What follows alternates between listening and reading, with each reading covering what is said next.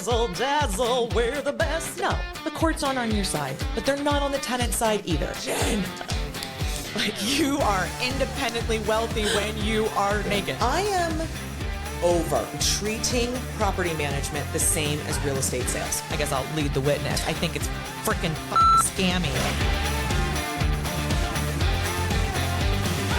Welcome to Hold It with PM Jen, the show for real estate investors who buy and hold forever and ever. Amen.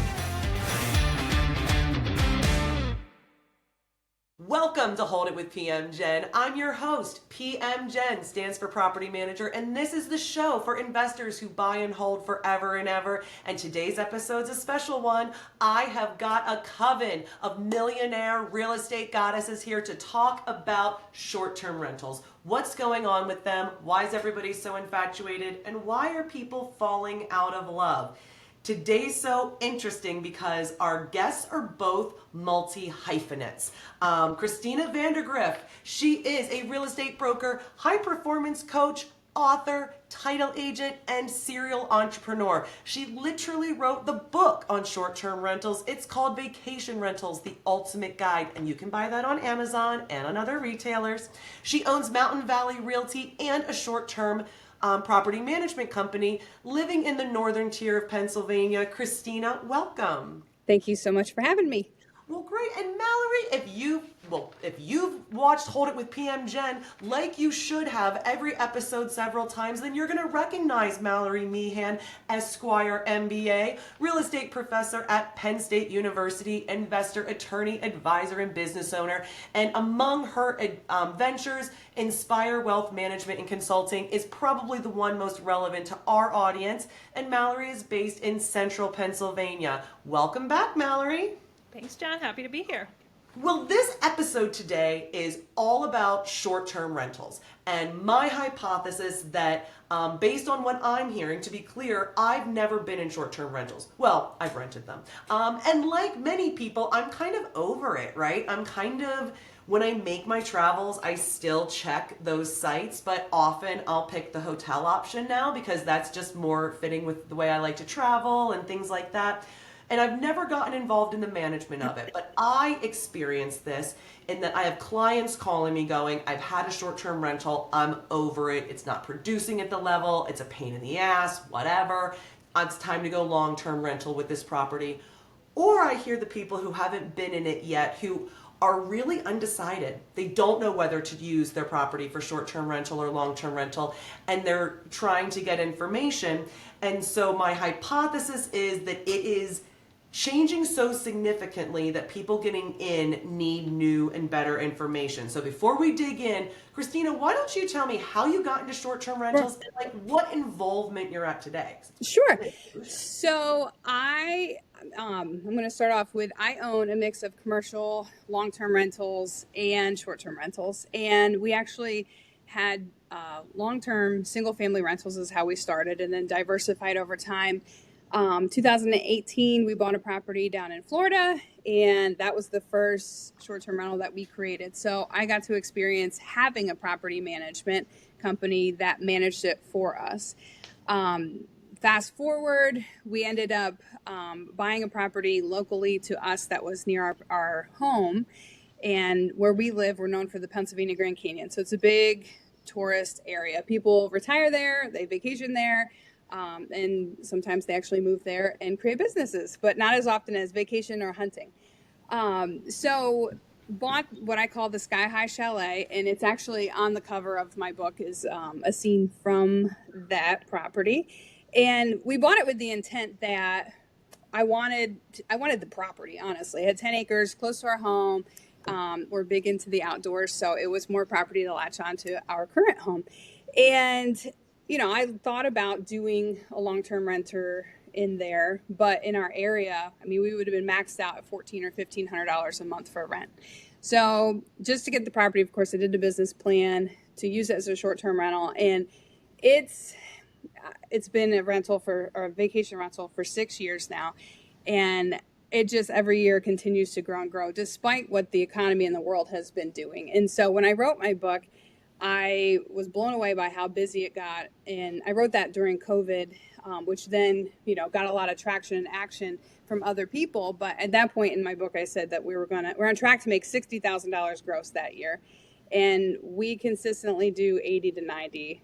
And hopefully, I'm saying it out loud, but we grow 80 to $90,000 a year at that property consistently. And we're very fortunate, and I talk about it in my book a lot. Like, it all depends on so many factors. One, what's your intent for, if you want to try and make money, what amenities do you have, what location and proximity? And that one, has the view, has the privacy. It's close to Wellsboro, but no neighbors. And so it has so many things going for it. And so anyhow, I got a lot of traction in publicity as far as, one, I have other businesses, so I know a lot of people. And I had so many people saying, hey, like, we know you have a couple of vacation rentals. You should manage hours. Like, what would happen, or what should I charge, or how do I get into it? And during that time, we also sold one of our long-term rentals and bought a cabin in Gatlinburg. And so we had 2 out of state plus a chalet, and really we're getting the swing of it. And, it was COVID time, things were booming. And it just, everything kind of exploded. Ironically, I was like, I had enough people ask me, and I'm like, well, I think I'm a real estate broker. I might as well create my own company to manage other people's short-term rentals.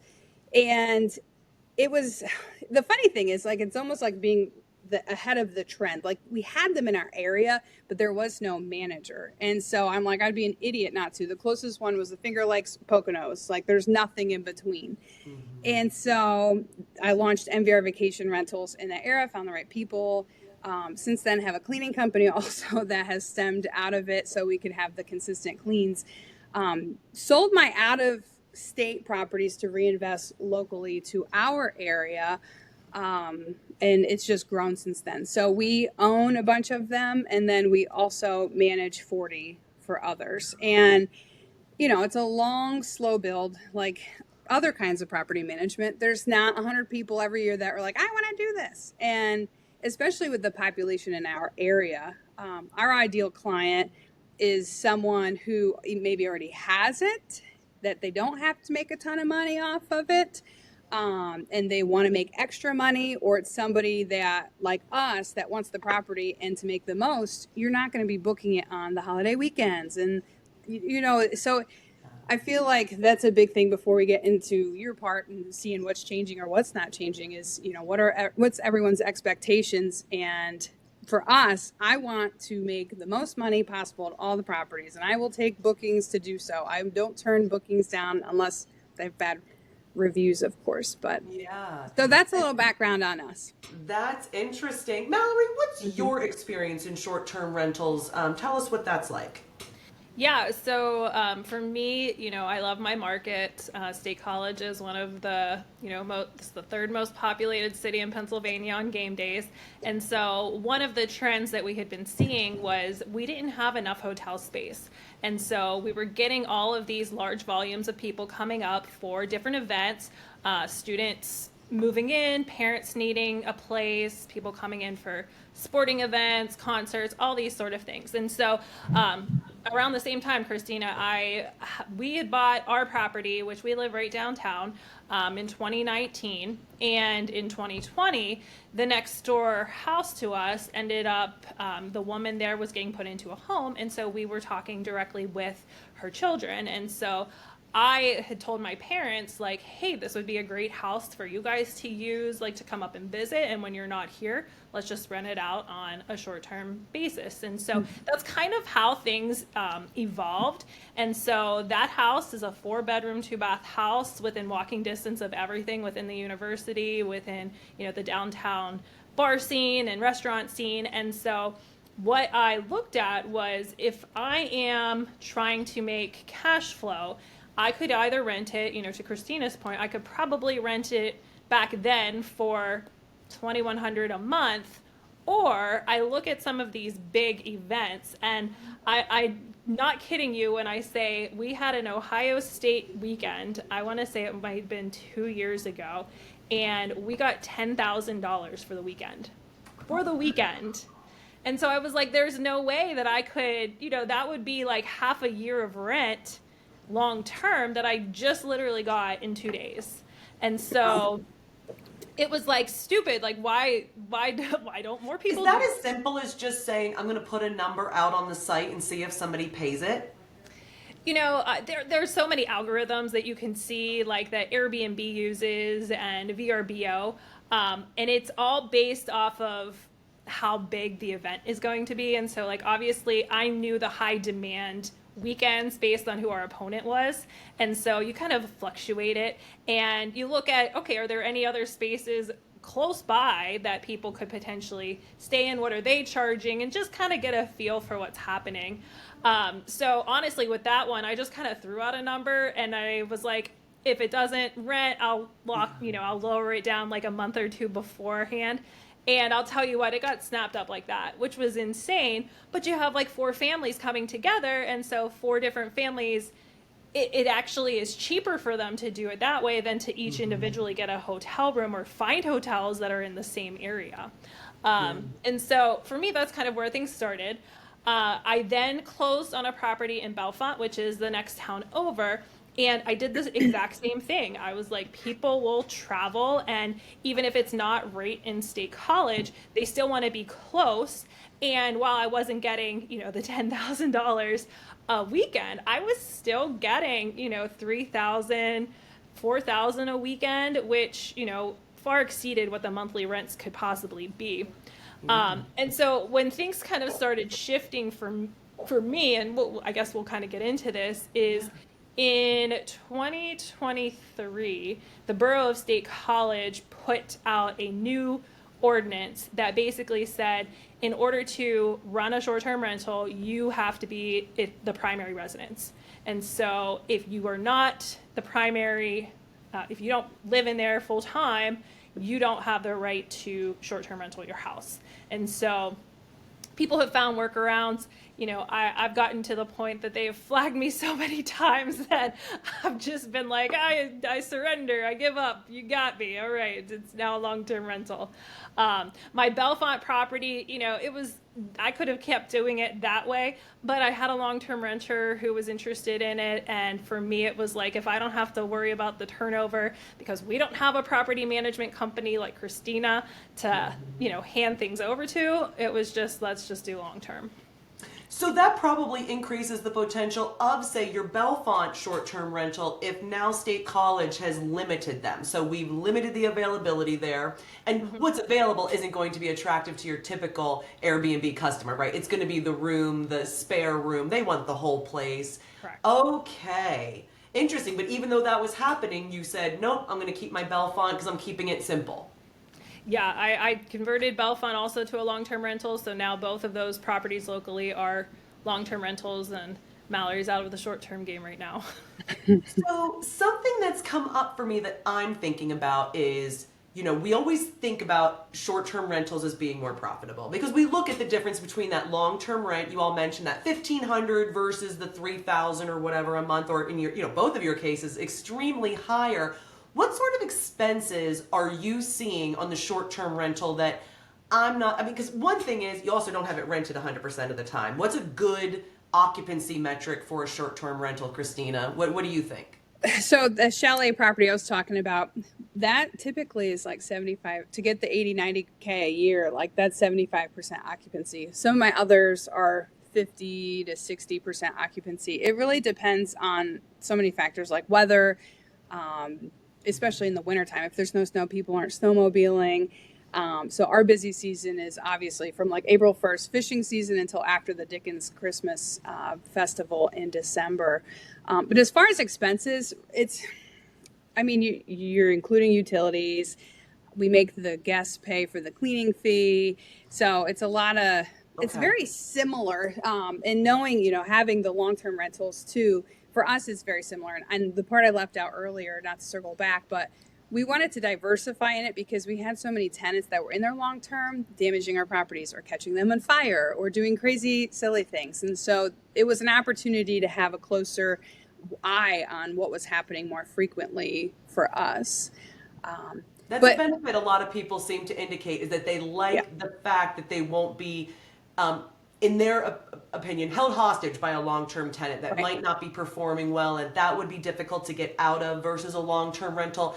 Is the maintenance higher on a short-term rental? Not honestly, no. I mean, if you have a hot tub potentially or unique things that are breakable, but otherwise it's pretty similar. What's You the still, lifespan on the furnishings? So if I spend 25K yeah, furnishing my chalet, is yeah. that a 5-year investment? I would say probably closer to 8 to 10. We still have that one that I was talking about. I mean, that was 2019 when we went live and have nice leather furniture and everything. And like the furnishings are holding strong and probably will at least get 10 years out of them. It's the randomly replacing the spatula that because somebody accidentally put it in their suitcase for some reason, or like those odds and ends weird things, like the small things that happen is what we see more often. Any expenses you would note, Mallory, that would just put the higher potential income into some context for investors? Yeah, I mean, for me, that was another consideration. My State College property specifically is run on a gas boiler, and so while I monitor the heat, we had a really cold winter, and people who were staying there obviously wanted it very toasty and very warm, and so gas prices really surged, and so that specific utility was hard. The water bill sometimes gets to be a little outrageous. And then, for me, what I was doing is I was giving the linens, and so I had all of the beds fully made and towels, and those were things that you constantly have to replace because they're you only have so much of a lifetime on those, and I think the other part behind it is like I would have the tenants pay for the cleaning fee, but a matter of finding a reliable cleaner who was going to get the job done, and they were going to get the job done right. And that was another challenge that I had, just in the environment that I was in. And if I am going to charge the cleaning fee to the tenants, do I charge the full cleaning fee that I'm paying? Do I charge part of it? Because that's going to be a consideration of when they're renting. Do they want to rent from me when I charge a $200 cleaning fee, or somebody else who maybe only charges $100 or $75? So yeah. In terms of costs, I think of just the management of it, right? Mm-hmm. So in order to book to a 60 or 70% level, that's a lot of interactions with people. If I'm doing it myself, I'm having those interactions on the platform, or if I'm paying a short-term rental company, which round figures, what am I going to pay off my gross when I have a management company doing this? So it depends on how much is, involved, but probably anywhere from 15 to 30%. Typically. And that's what I've heard. Yeah. I mean, I've always, when I've thought of it, 25% is what I've put on management when I've looked at opportunities at, say, vacation destinations.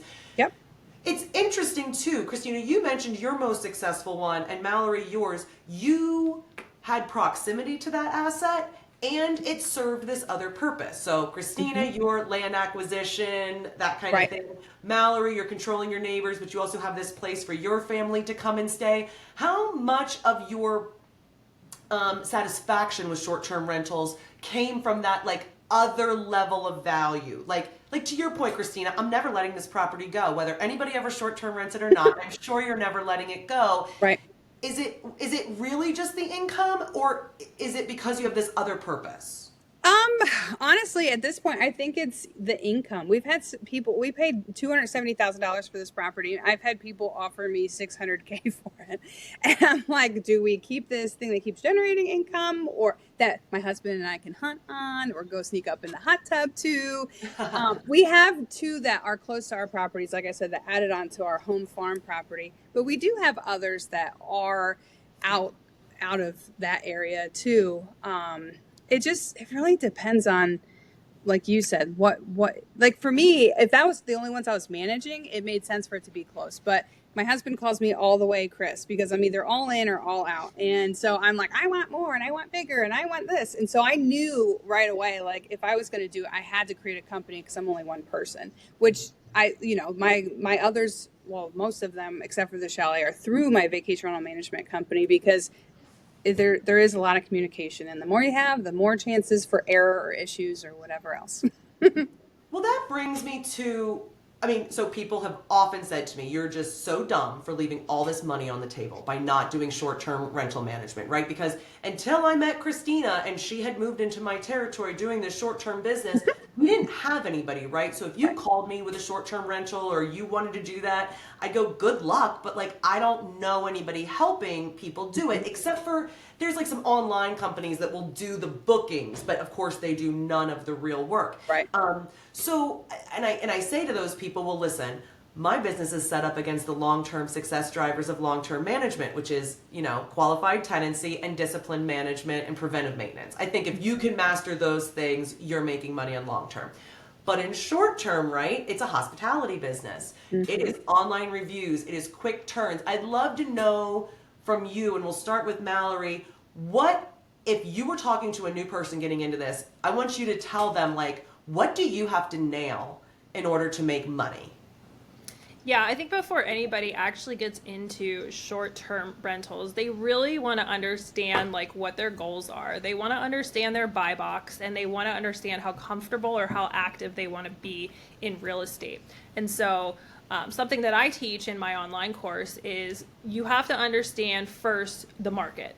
And so when you're getting into short term, you're going to have to understand what's happening in that market. Are you going to have consistent demand? What are the demand drivers? Is this going to be successful as a short term rental, if that's even what you want to do?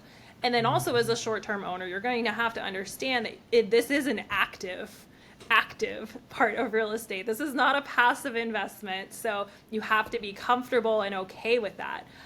So then what I would say is you want your place to be a place that you yourself would stay in. And so if you're taking a look at it, and you have to have good pictures. Pictures are what's going to sell it. And then the pictures have to be what you're giving. You can't put something out there that isn't what you're receiving. And obviously starting to get those reviews. And so somehow incentivizing guests to give you those 5-star reviews. If they're not going to give you a 5-star review, have them contact you in advance so that you can talk through what their issues were, so that you don't get dinged and have no way to come back after. Because honestly, like, a lot of people don't even look at properties that are under 4 stars. So if you have a dissatisfied guest who gives you a 1 or 2 star, it might take you a while to get back up in the rankings. And, that's definitely a do or die in the short-term game. So I would say, 1, understand your market, understand if this is actually going to be a successful place to have the short-term rental, understand your buy box. Is this something you're comfortable with spending hours doing? And then 3, once you do it, market it and make sure you're continually to market it so that it becomes an attractive entity for other guests to want to come. Well, Christina, I'm interested in what you think the best marketing tips are, and how do you get those 5-star reviews? Like, how do you make it happen? Because I always feel like that's so optional as a guest. Like, but I know from your perspective, it literally means the difference between this succeeding and failing. Oh, for sure. And I agree with everything that Mallory said. One of the big things is for each property, figuring out also who is your target guest, because each property is going to draw a different type of person. And I think that with the amenities, everything, the marketing, everything has to flow with that, because we, with the properties that we manage, we want 5-star reviews. So we say no to a lot of properties that just don't meet those standards as far as quality, condition, maintenance, cleanliness. Like, that's a huge thing. And so sometimes we have to educate our potential owners who may have not ever even stayed in a short-term rental themselves of what people are looking for. One of my favorite, like, I do a lot of different things, but out of everything that I do, my favorite thing is creating an experience for someone, no matter whether it's the real estate transaction or a closing or a stay at a vacation rental, everything that I do. And so really being very purposeful with that from the time that they're interacting with our marketing and our website and everything, and all the communication and the customer service.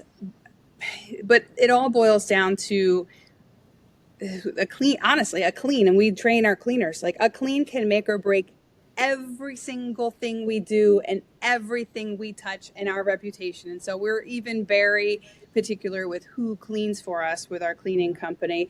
And sometimes even I feel like we're very strict with everything. And educating people, whether it's the owners, like when we onboard a new owner, we have a video that teaches them and the why behind everything we do and why it's all on purpose. And the same for the cleaners, whether it's how you make the bed or tighten the comforter on the bed, like everything we have to. And we try and soften the blow with the communication in teaching people that we are in the mountains where you have bears, or you might have a ladybug that flies in, and trying to, like or I think Mallory may have said it, or maybe Jen did, but educating people to reach out to us before you do leave that review, because there are things that are out of our control.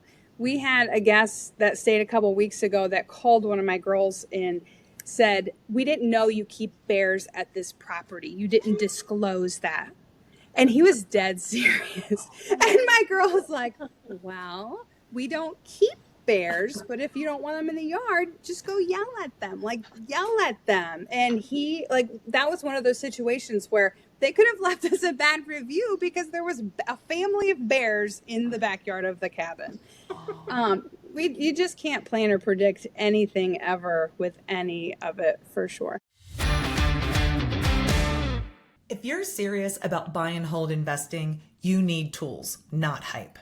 I'm PM Jen, and at holditwithpmjen.com, I've got the real stuff, a full step-by-step video series on how to evict a tenant in Pennsylvania, my best tips and tricks, and updates on where I'm speaking next. You'll also be able to download your free 2025 no bullshit playbook for buying and holding rentals in North Central PA. This is a 20-page playbook full of information about how to succeed in my market. It is candid and real and written by me. This is the stuff no one else will tell you, because I actually do this work every day and I'm not shy about sharing what I know. So check it out at holditwithpmjen.com and follow me on all the socials. Let's buy and hold forever and ever. Amen. Right. So, okay. So when you say you're orienting the property to a target guest, Yes. give me an example of that. So what's the target guest, and then what do you put in the short-term rental to accommodate that type of guest? Like, what would you do to put it for that person? Yeah, so if it sleeps more, obviously there's a higher chance they're going to have kids or families that will come, or multi-generational families. So just trying to give them things to do, like kids or families, games, or things so that the kids aren't wrecking things in the house, or, or not allowing pets in a lot of the houses. Like toys and games and stuff? Yeah, like we have old school, like Yahtzee and stuff in there and Scrabble. Okay. So it's a whole different thing than long-term rentals, for sure.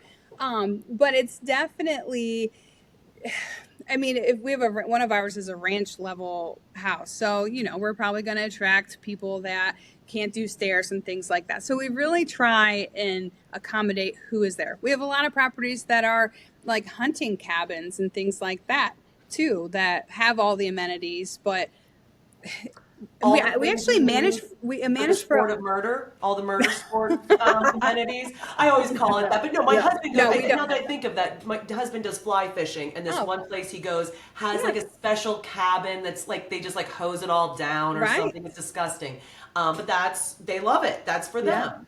Okay, we have we have a handful of owners that are actually Amish, and some of them don't even have internet or TVs at the property. And so educating people in advance, hey, you're not going to give us a bad review because we don't have these things, is an example as well. Interesting. I know the Amish are really into Airbnbs for the same reason, Christina, as you. Yeah. Land acquisition. These properties in the areas they're in don't generate enough on the long-term rental, and they're nervous about getting into those relationships. I represent them. Actually, this morning, I was out in Mill Hall at a gentleman. He owns a farm. He bought the property across the street. It's got a single family. His kids are still teenagers. He wants it for them, but we're going to long-term rent it for the next 5 years. Well, we'll see how marriageable they are. My job's over the more marriageable the Glick kids are, but But they're doing that, right? They're acquiring land, they're Right. building these things, and it makes a lot of sense. And by the way, the Amish, aside from the booking system, which if they can get around that, and many of them are, they're using services to do that, they are exceptional at the hospitality of the experience. You know, the cleaning and the cooking and the guests love it, because isn't that just another part of it? They get to see that culture and things like that. So let's talk about our markets here. Is it oversaturated? And I'll tell you, as a person who gets on these sites right here in my local market, the only activity we have in Williamsport is Little League. August, we have a 2-week, the World Series of Little League. And so, of course, everything's booked out then. I think there are too many nasty short-term rentals in my market, and they're just too low of quality, and that's what's going on. What do you see in your markets? Do you see oversupply, undersupply, quality problems? I think in our market, we are at the cusp of it really becoming a thing. So I dealt with similar situations with our borough, Mallory, and actually talk about it in my book. Our industry is tourism. Like that is it. It's not hardly farming anymore, even the gas industry. So we have to accommodate the tourists. And they made a similar ordinance about being owner occupied. But our unique advantage is, one, we have the canyon, and we have a lot of recreational things. We have lakes, we have rivers, we have everything. And we actually have the rail trail that comes down to Jersey Shore, starts in Wellsboro. And this year, they're actually extending it to town. So people will be able to ride 60-some miles on their bicycle and be able to go to bars and restaurants and everything else. So they're projecting, PennDOT has projected that we're going to have 60-some thousand additional visitors to our town every single year because of that extension. And we're already starting to see that. So I think we're at the beginning stages of that. I actually this year bought a property to do a little short-term development on it, right on the rail trail extension, which we may do a variety pack though. My vision for that is maybe like townhouses, so that you can alternate mid, short, long-term rentals depending on what the market is doing. But I think even like what you said in Williamsport, one of the cool things that Airbnb and VRBO is doing is a lot of these lower end vacation rentals, if they consistently have low reviews, they won't allow them on their platform anymore. Oh, that's interesting. What's the supply like? What, especially with this change just a couple years ago, Mallory? What are you seeing happening down in Central PA? Yeah, I mean, all of our the borough and all the townships surrounding the university have done a very similar policy with the restriction of short terms. Their policy is maybe a little looser than what the borough is, and even people within the borough have found roundabouts. Like, if you can have a long-term tenant, then you can short-term rental it out, because you're showing that it is somebody's primary residence. And so there are roundabouts and there are workarounds, but the demand is clear. Like, I think there are 3 or 4 hotels that are on like their way to be built up, just because the hospitality market is here. And I think the biggest concern with people is that we have a shortage of housing, and that's, across the country. And so a lot of these local governments are looking at it as saying, we don't want to give up what could be some permanent resident to then offer it as this transient, short-term accommodation. And I understand that point. However, for us, our businesses downtown are, they thrive when we have tourists, when we have people coming, and to not allow families, because I think that's really the target, is you're targeting people who have 4+ traveling together. And that's what makes Airbnbs and short-term rentals attractive. You don't all have to get multiple hotel rooms. You don't all have to sleep on a sofa bed. And so for us, people travel in families when they're coming here. They're traveling with their students. They're traveling with a bunch of friends or other family members. And so that part of the market hasn't gone away. And for us, it's going to be interesting to see once some of these hotel rooms do come online, whether that starts to change things, whether that starts to shift. But because construction costs have been so high in recent years, a lot of these projects have been continually delayed. And so the time that they are set to go live has, been pushed back another year, another 2 years. And so right now, especially in my market, like Penn State is closing 7 branch campuses, and they've, publicly announced that. And what they're going to intend on doing is then increasing enrollment here at University Park. And so we're going to see at least 1,500 more freshmen every single entering year, which means 1,500 more families, 1,500 more people that are going to have demand coming here, which then is only going to increase year after year. And so where are we putting all these people? Where is this going to take place? And, to Christina's point, I think if you can find a property that could be pivoted and you could do it in different ways. So you could do it short term. In my market here, there's almost 0 midterm rentals. If you wanted to rent a place for a month to 6 months, good luck. And, you're charging somewhere in between the short term and the long term. And, if you can have a property that you could pivot easily to do something like that, I think that makes even more sense when you're evaluating the property. Right. That's what we've done with ours in the borough. So our townships are allowing them, thankfully. But in Wellsboro downtown, I own a bunch of commercial buildings with nice high-end apartments. And so I've pivoted that direction. They're too nice to be long-term rentals compared to the other ones that I'm competing with. But we've shifted to midterm rentals. And so MVR Vacation Rentals has also taken that under its umbrella too. So for owners, we've been doing that because they don't have the time. Because again, it's a lot more communication, turnover, everything than the long term. But there's a need for it for sure for traveling workers or people that want to go and stay someplace for a month or 6 weeks or something.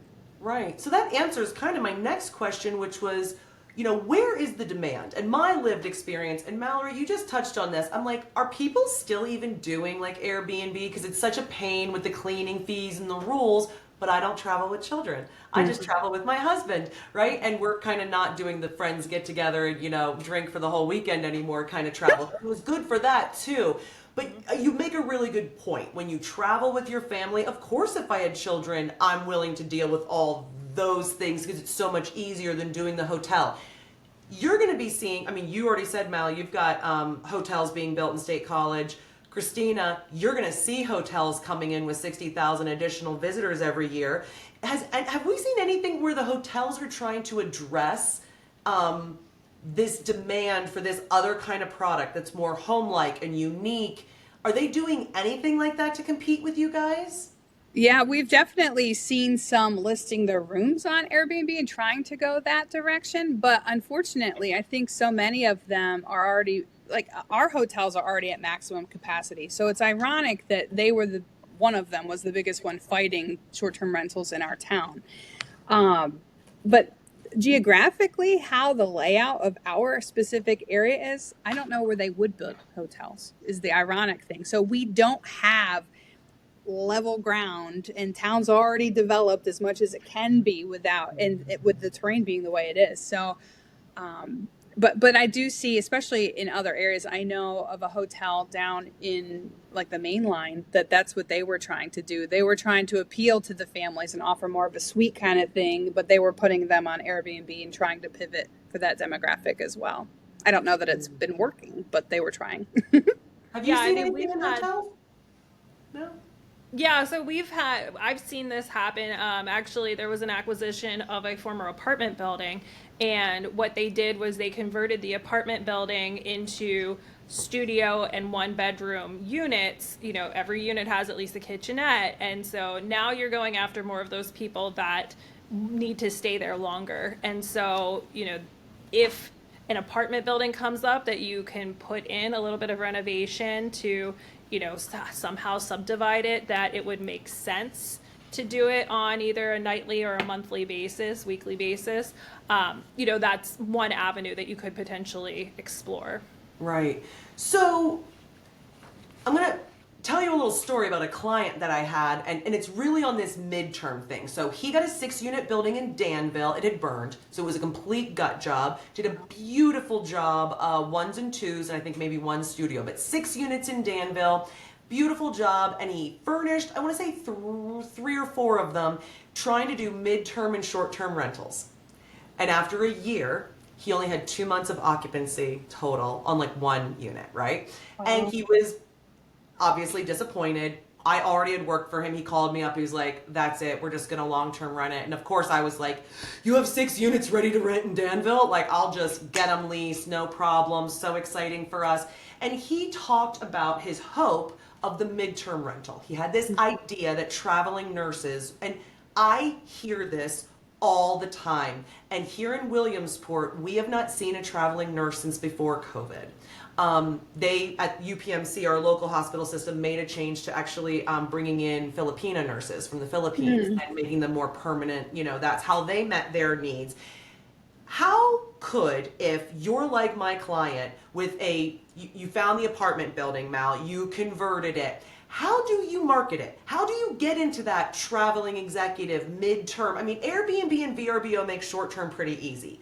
That midterm, how do I do it? How do I get it leased?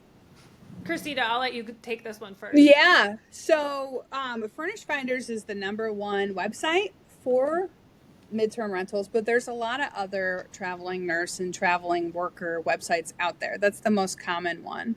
And it's interesting. So we've had properties on it for a couple of years now, and it was very dated, and finally this past 6 months they're starting to make it more modern and integrate the calendars. And so what we did, honestly, this winter, because the weather was really cold, but we didn't have a lot of snow, so we didn't have the travelers come into our area for snowmobiling. We had more vacancy in the short-term rentals, but we had a really big demand for traveling nurses and doctors and workers. And so we pivoted with a lot of hours that we own or manage into the midterm. And it was a win-win because it carried us through the winter time. But definitely Furnish Finders is the way to go. But for your guy, like, that would scare me, having 6 units, trying to break 6 units into the market for that. Like, maybe 1 or 2 try it, but you know, not knowing what your demand actually is, you need to have diversity. You can't just flood the market and then you're your own competition, and then it just doesn't work that way. I find newer investors don't understand absorption. Yeah. Yeah, and I think to Christina's point, like, Furnish Finders was something that I had used for, you know, my properties as well, especially my Bellefonte property, because I thought it would be more of a midterm, close to different hospitals. But the other thing that you can do is, when you understand your market, you understand exactly who the employers are and who they're bringing in. So I had a lot of people who were contractors who were, you know, doing work assignments that they needed to be here for 6 weeks to 8 weeks. Penn State obviously hires visiting professors, and so they might only be looking for a place for 3.5 months. And so it's reaching out to some of those HR employers and saying, hey, I have this unit, or I have these units.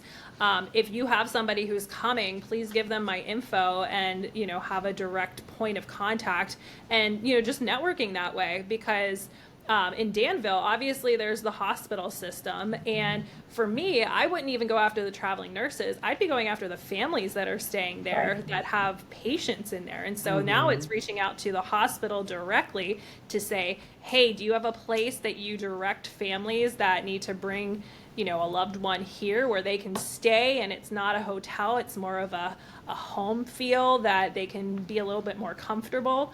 Because I know we had experiences in the Pittsburgh market where my family is, and, you know, my grandfather was in the hospital for an extended period of time. My mom and my aunt wanted to be close, and so they found, you know, something similar, like a studio 1 bedroom, because they were going to be spending so much time there, and financially it made more sense than getting a hotel.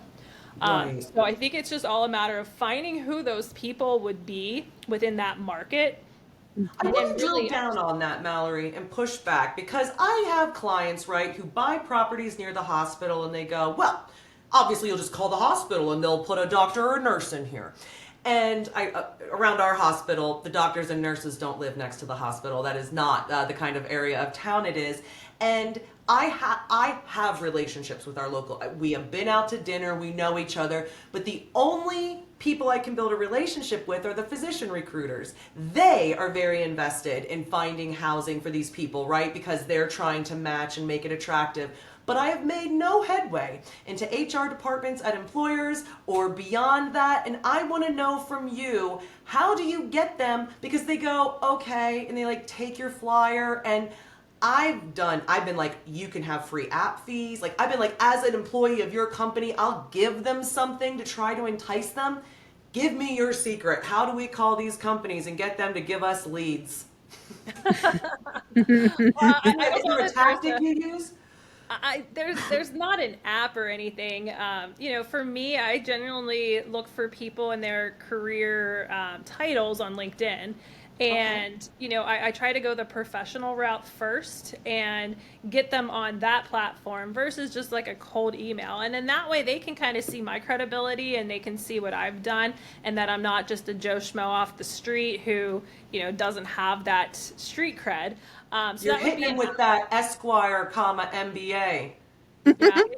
Some people give me credit that they might not otherwise talk to me. That's a really good tip, Mallory, that you're coming to them with the credential of, I'm not just some woman who thought to reach out to you and I'm asking you to risk the referral. I'm coming to you from a position of strength and credibility where I'm making it easy on you, Brenda, to, oh yeah, like hand this over. Have you ever made reach outs like that, Christina? Have you ever tried Oh my to build gosh. bridges? Yes, definitely. All the time. So similar ways, but I'm a, hey, we both are friends with so-and-so kind of person, and more definitely the professional route, but I try to make it personal with everything and just find that common ground and connect the dots of who we both know and then build that rapport with them and then say, hey, I have an opportunity I think is mutually beneficial. You need housing for your people. I have houses and I'm looking for quality people, and connecting the dots that way. You know what's better than building generational wealth? Not a damn thing. And obviously the best way to do that is through buy and hold real estate. But managing your properties yourself, that's a one-way ticket to burnout. This is supposed to be an investment, not a burden.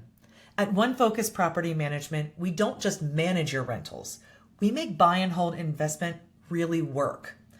First, get on over to onefocuspm.com. You'll get an inside look at our proven process, plus a ton of free resources for local investors. Then reach out to us so we can build a custom stabilization plan just for your property. We're the biggest, baddest property management team in Lycoming, Clinton, Northumberland, Montour, and Columbia counties. And we're here to give you more protection, less work, and no drama. That's onefocuspm.com. Yeah, and Jen, the other thing I was going to say for your guy in Danville, what I would be doing is I'd be looking on Facebook groups and finding, different areas that you could be posting these opportunities. I mean, you could put it on the marketplace to begin with, but if there's specific groups that are, Danville hospital patients or, traveling nurses or visiting, physicians or, whatever, those are also places that a lot of people look at when they're looking at housing. And I know that the UPMC traveling nurses that do this whole cycle from Pittsburgh and up north and all over, they have a Facebook group. And so I have a lady who is a traveling nurse who's been staying in Wellsboro, and this September will be a year she's been renting from me, and she just keeps getting extended. But she's recommended other people, and she has placed my apartments on that Facebook page for me, saying, hey, this is a great place. Save hotel room money, stay at one of her places kind of thing. I did have luck when the traveling nurses came here. The contract companies that were responsible for finding their housing, we were able to build relationships with them, and we were the first call. We didn't always have inventory that could meet it, but that's really good tips. I want to get your best advice to and we're going to make her female. So Amy Longame is her name. She's very into real estate. She heard this podcast. She thinks we're amazing. And this property she's buying, it is in a location with great events, great demand. She's confident she can handle it. So she's going to buy this thing. I want you to tell her what she can expect in the first like 1 to 3 years in terms of expectations of outfitting it. And then you mentioned kind of like building the reputation and getting it up. What's her action plan? And because you wrote the book, Christina, we'll start with you and let the professor fill in the blanks. Sure. So, so I would definitely meet with her, obviously, and give her our preferred amenities list. We make suggestions based on what we think that type of property would need. Of course, the furnishings to make sure it's not lacking anything. But typically, like initially, we do our market analysis, kind of like anything else, and tell them, what we think it will make, and eventually what it can do. And a lot of times after we go live, we do try and play around with the prices in addition to the algorithms just to get those first few bookings and reviews, because that helps then make it higher up on the algorithms. And then we can tweak based on feedback of things maybe we need to add or tweak at the actual property. The first year, is definitely going to be the one where it may be a slam dunk and you may make money that first year, but it's also testing the waters and tweaking things as we go. Now that we have an established brand, we have people that come to us specifically. So they already kind of have that trust built in. They know what the properties are like that we manage. So it's not like some random one that someone has randomly found online.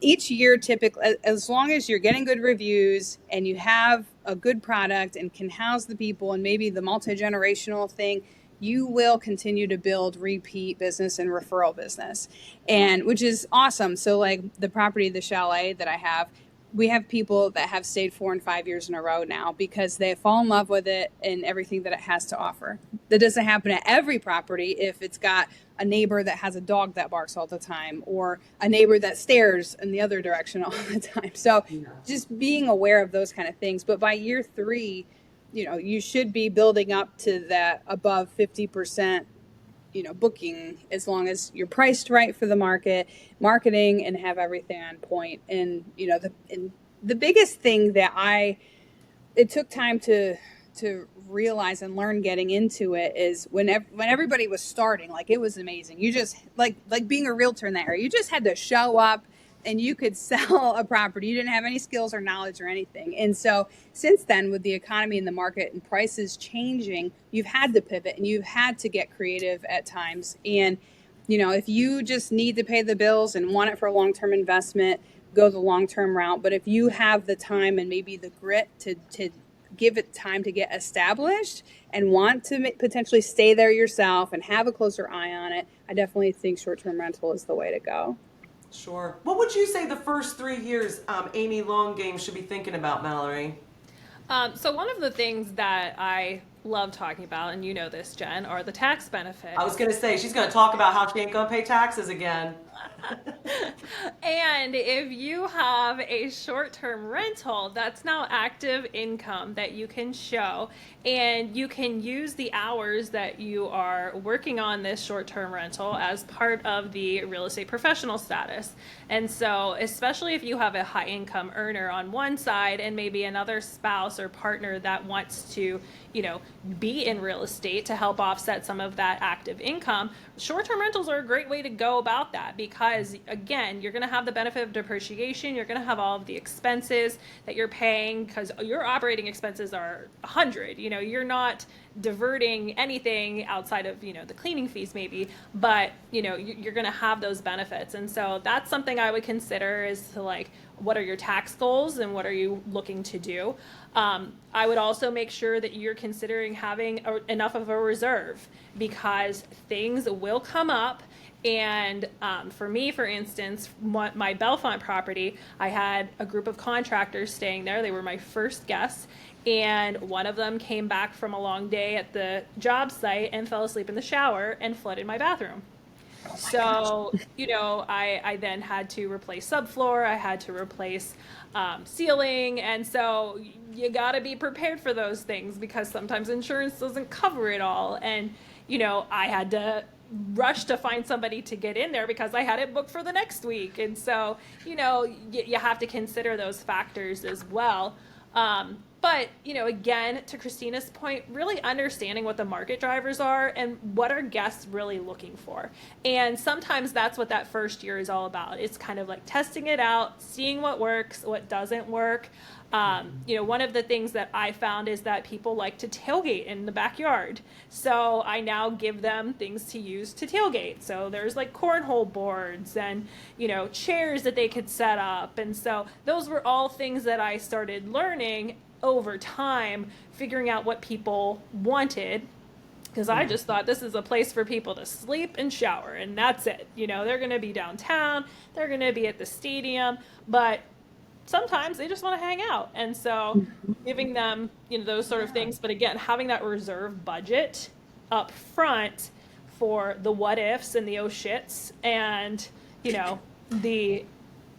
guest So pointed out a really good point. if you're going to spend every last dime of the available liquid capital on the down payment and the furnishing of the home, you are going to be screwed if you need it to perform that first year, because you are going to be figuring it out. And we have to open up our minds to what other people want. I mean, I've had a very narrow viewpoint, as you can tell, based on my lived experience on the appeal of short-term rentals, but you've already got me convinced. I should get a family and travel to the chalet. You should, like or just come up and visit sometime. Just come up and hang out and forget the kids. Well, Jen, I think to your point too, before in that first year, it's important to have friends stay there and actually act as guests. And that way they can give you their feedback and their experience. And maybe there's some things that you forgot to add. They were like, you didn't have a corkscrew opener and I bought a bottle of wine and I was shit out of luck. Interesting. Yep. We've stayed at hours before guests stay there for that same exact reason. And the one time, I forget, it was something to do with like the hot water wasn't turned up hot enough or something. If we hadn't showered there, we wouldn't have known that. So that is a very good point. Well, I'll volunteer to be a test guest There you for go. a very modest fee. My last question, really, I always like to look to the future, and you ladies are in it. You're seeing what's happening. Let's talk about 5 years out. And we're already facing World War III, so let's just talk about the upcoming economic cliff. There is economic difficulties coming. I think we all expect around that 2030 mark to have some real challenges. Do you think short-term rentals survive that? Do you think only the best survive? As you look at economic challenge and potential recession, do you think the short-term rentals are in jeopardy, or really no? I personally think that there's always going to be a need for them. And between, like Mallory said earlier, just the cost of construction and building, and I don't see that going down anytime soon. If interest rates drop, that would certainly help, but there's still that time factor, like that lag in the state college area for people to stay. But I think because COVID changed a lot of it. I think there's a lot of people that don't want to stay in a hotel and ride in an elevator with another person and make awkward conversation. Or I think there's a lot of the multi-generational families, or the families like my own, who I'm afraid my kids are going to be punching each other and put a hole through the wall, and the people in the next room are going to hear them do that. And if we're at a private space, like, we don't have to worry about that. But I do think there's always going to be a need. And I think that, the lower quality ones will be forced out. I do think that the people that get into it with the wrong expectations will be forced out. But I do think that it'll be, I don't want to say the survival of the fittest, but it's going to be the ones who are able to pivot and ride that and still make a lot of money and have all the write-offs from it. Yeah. What do the next 5 years look like in short term to you, Mal? Yeah, I would tend to agree. I mean, when you're traveling with your family, you're traveling with kids, you're traveling with groups of friends, it's what makes the most sense. And so I don't envision that that's going away. Like, if you think about going on a beach vacation, a lot of people, they want to go down the shore and they want to have a whole house. And, they want to get away for a weekend or something. And it's just, you find yourself more comfortable in that kind of a homey setting. And, I think that getting some properties to pencil may be challenging, given interest rates right now, given, the startup cost of the furnishing and, other factors like that. But, if you are investing for the long game, and I know that Jen is the long game queen, I don't envision short-term going away. Now, what I would say is your plan has to include some sort of a management strategy, whether that means you're going to be full-time manager or you're going to be hiring a manager to take care of the day-to-day, because guests are going to constantly be at you. And I still get requests from people like, hey, I stayed at your place last year. Can I stay there again? And, you just have to be prepared for that. And if you don't have a plan, it's going to consume your life. Right. I see. Well, and as long as the U.S. is still 4.5 million housing units short, I think it's a pretty safe bet to own housing, whether you're utilizing it in a short term, mid-term, or long term. So pivoting is always the option there. Well, that's really cool. I'd love to see somebody get into the rental of these furnishings in some of our communities. I used to do, down in Harrisburg, we would do corporate rentals, and there was a furniture rental company called Interior Furniture Resources, and they would put together these packages. So I had a regular apartment community, but if you were a traveling nurse on 13 weeks, I had a short-term rent, I'd rent to you, and then I could get a package.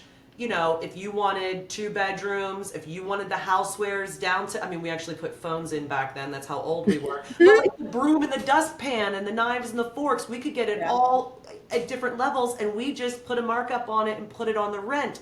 And I'd love to see that happen, right? Where, Mallory, if I buy a property in State College and I'm going to do that, I could essentially pay the rental fee as long as I have the bookings, and the minute I don't, come and pull this stuff. And by the way, when the couch breaks, IFR, come get your couch, right? That was always the nice thing about using the rental. But I did not see that in the last 10 years. Here in Williamsport, people did a lot of short-term rental when oil and gas workers came, and they went out and bought all this furniture, and then of course had to deal with it after it was gone. And I just wonder if they had rented it, if they might have done better, or simply connected the tenant with that resource and said, go ahead and rent your furniture through here, pay them, and just rent my property. But nonetheless, well, we're going to wrap up here, ladies, and I know you both have services for the short-term rental investor as well as other things. So I want you to share with us how we can reach you and what sort of services you're offering to somebody who might be listening and they want to reach you. And we'll start with you, Christina. Sure. So for the short-term rental side of things, my company is MVR Vacation Rentals, and my website is like mountain, mvr-vr.com. And that's the easiest way to reach out to us and to see what properties that we have, or just pick our brains about different things. I also own Mountain Valley Realty. We have an office in Wellsboro and in Coudersport over in Potter County, and then 6 West Settlements down in Williamsport and in the northern tier as well, along with a handful of other businesses too. I was going to say, you also do some coaching for people. Yes, so I'm a certified high performance coach. I do it for real estate. I do it just for the high performance side of things. And my personal website is Christina-Vandergrift.com. And you can connect with me or any of my businesses through that website as well. Wonderful. Mallory, how can we reach you and what do you have for us? Yeah, so I actually just got off of a call with somebody you referred to, Jen, and they told me I was the first transaction attorney that they have ever found. So they were pleasantly surprised. So I help people in the transaction phase, helping them with their contracts, especially if it's a creative deal or something that they're looking to understand their tax implications. So I specialize in tax and also contract law. So I do private consulting for that. I also have a course. It's called Real Estate 101.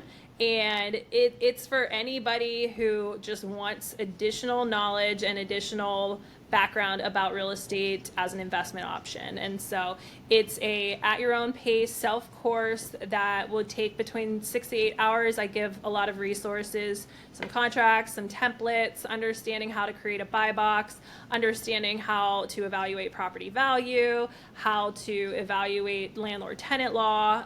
So a lot of different resources and basic skills that people should be educated on. And so that is at Inspire Wealth MGT, like management.com. You can find all of that. And you can reach me at Mallory at InspireWealthMGT.com. And I'm also on all the social platforms.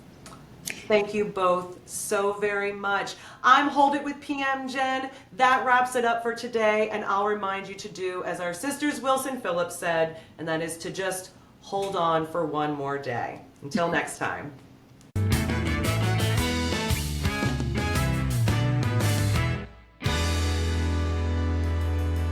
Oh my God, you guys are gonna love this. Listen up.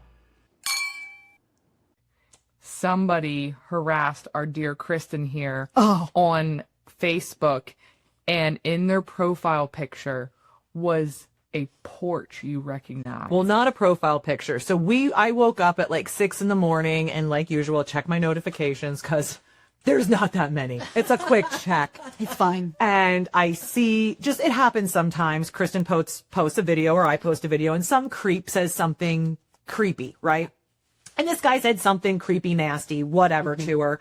I, of course, look at his profile, message him that he's a POS, delete it, block, the whole thing. It's a topic of conversation that day because we're excitable ladies, so we're talking about it. And I get back into the profile and I get back into the pictures and I'm going through the pictures and it's a picture of this dopey looking guy, right? And he's on a porch and there's a building behind him. And I'm like, I know that building, right? Because I can't remember a lot in this business, but buildings, addresses, like we always refer to them as street numbers and names and things like that. And I was like, I know that building. And I think it's like 2 blocks from our office. It was close to our office. So I got up from my computer, got in my car, drove the 2 blocks, and do I not see this derpy dum-dum sitting on his porch? And I pull up, and at the time I was driving a Lincoln Navigator, and I had shades on, and I pull up, and I got the window down. He's on the porch, and he gets this look of excitement in his eyes, like somebody's here to talk to me.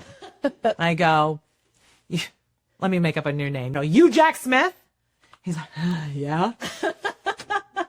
I go, in the middle of the fucking night, you posted something nasty on my company. And I go on to tell him how, the look on his face, the color, just like, why is she on my front porch? And I said, you did that at 4 a.m. It's 2 p.m. and I'm on your front porch. I was like, figure it out, right? I was like, act wild. And he was full of apologies and the whole thing. But yeah, that's how I roll in terms of my employees, my people. Go fuck with who you want to fuck with. But there's a line around these people. And you cross that line, I'm going to act nuts. I'm going to act fucking nuts. Hey, it's PM Jen. That stands for Property Manager Jen. And if you're in this game to build real wealth that gives your family options, freedom, and security, you're in the right place. I specialize in the hold part of the buy and hold strategy. With over 22 years of experience managing portfolios of 300 to 700 doors, I've seen it all, and I'm not here to sugarcoat it. See, holding real estate is powerful, but it's also gritty, complicated, and full of surprises. And that's why I created Hold It with PM Jen, to give you the real stories, the real advice, and the real strategy you need to hold strong for the next 30, 40, even 50 years. So follow me at Hold It with PM Jen on socials, and let's never sell, okay?